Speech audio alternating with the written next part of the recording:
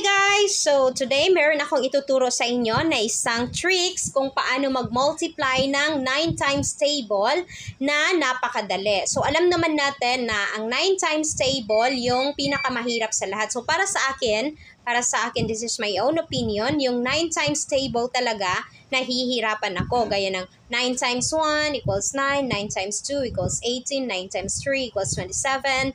So medyo mahirap siya lalo na kapag bata yung nagme-memorize. So medyo nakakalimutan nila. So ngayon, tuturuan ko kayo kung paano ba mag-multiply ng 9 times table ng napakadali na gamit ang ating mga daliri. Okay, so ngayon sasagutan natin itong ating 9 times table, 9 times 1 hanggang 9 times 10, gamit ang ating mga daliri. So mag-start tayo sa 9 times 1, okay? So 9 times 1, okay, suppose na nandito yung 1 natin ha. 1, 2, 3, 4, 5, 6, 7, 8, 9, 10. Okay, so nandito yung 1 natin. Okay, so si 9, i-multiply natin kay 1. So ang gagawin natin kay 1 is i-fold natin siya. Ayan, so naka-fold na si 1. So ngayon, i-count natin kung ilang daliri yung naiwan. Okay, so ilang daliri ba yung naiwan? 1, 2, 3, 4, 5, 6, 7, 8, 9. So ibig sabihin, 9 times 1 equals 9. Okay, so isulat na natin si 9. Dito naman tayo sa 9 times 2. Okay, so again, ano yung i-fold natin? Kasi 2 na yung minultiply natin. Si 2. Kasi 1, 2. Okay, so i-fold natin si 2. So, naka-fold na si 2. So, ngayon, nakita nyo na meron na tayong division ng fingers natin. Meron na tayong fingers na nasa left side, ito. And meron na tayong fingers na nasa right side. So, itong mga fingers na nandito is ito yung nasa right side, ito.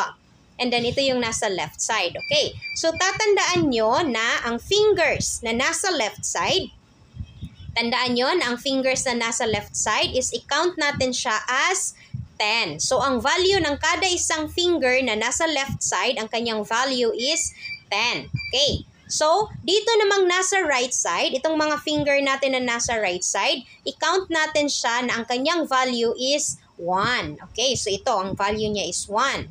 Ito 1, ito 1. Okay. So, again, ang fingers na nasa left side, ang kanyang value is 10. At ang finger na nasa right side, ito lahat, ang kanyang value is 1. So ngayon, sagutan na natin ang 9 times 2. Okay? So dahil 2 ang minultiply natin, naka-fold ang ating 2. So ngayon, i-count na natin.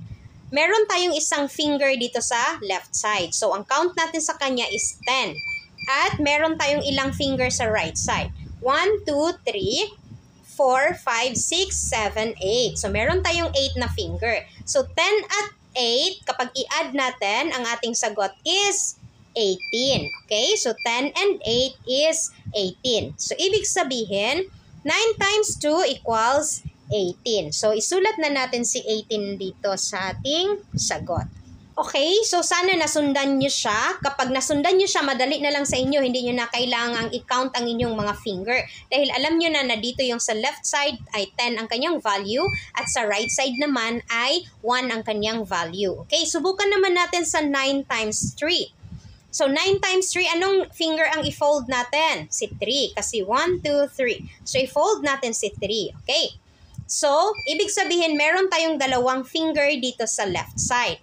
So, meron tayong 7 finger dito sa right side. So, sa right side is meron tayong 7. Sa left, meron tayong dalawang 10. So, that is 10, 20. At 7. So, ibig sabihin, 27. Okay?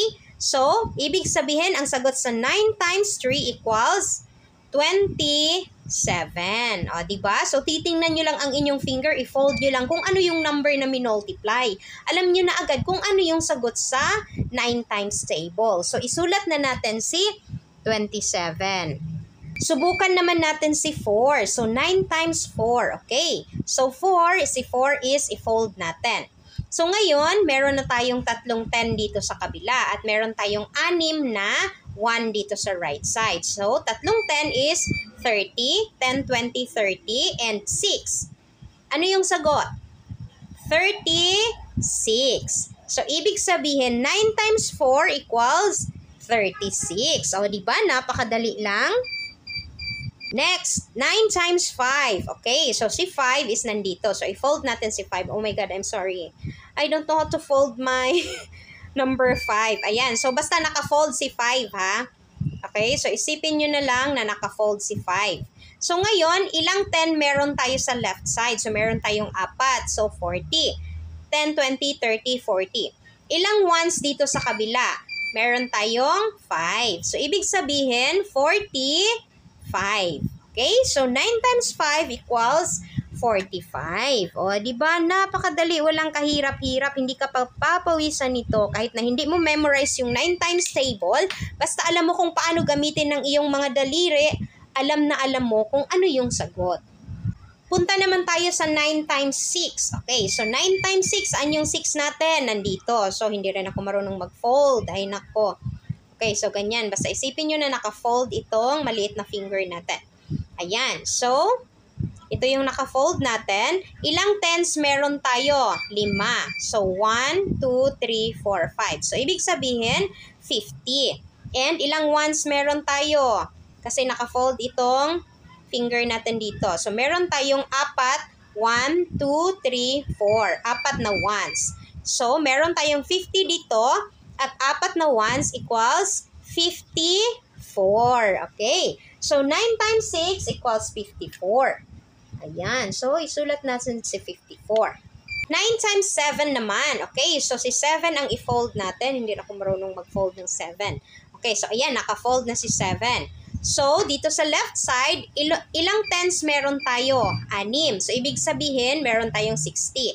At 3 ones. So, ibig sabihin, 63. Okay? So, 10, 20, 30, 40, 50, 60, and 3 ones, 63. Okay? So, 9 times 7 equals 63. 9 times 8 naman. Okay, so si 8 naman yung i-fold natin. So, ilang tens meron tayo? 7. Kasi 1, 2, 3, 4, 5, 6, 7. So, meron tayong 70 dito sa kabila at 2 1. So, ibig sabihin 72. So, 9 times 8 equals 72. Okay, napakadali lang talaga. Next naman is 9 times 9. Okay, so nasa 9 na tayo. So, si 9 na yung i-fold natin. Okay, so ilang tens meron tayo? 8. 1, 2, 3, 4, 5, 6, 7, 8. So, meron tayong 80. And then, ilang ones? 1. So, 81. So, ibig sabihin, 9 times 9 equals 81. Ayan, napakadali lang. And then, lastly, 9 times 10. So, si 9 times 10, saan yung 10 natin? Nandito. Okay. So, ilang tens meron tayo? 9 tens. So, ibig sabihin, ang sagot is 90. 10, 20, 30, 40, 50, 60, 70, 80, 90. Okay. So, 9 times 10 equals 90. Isulat na natin si 90. Ayan.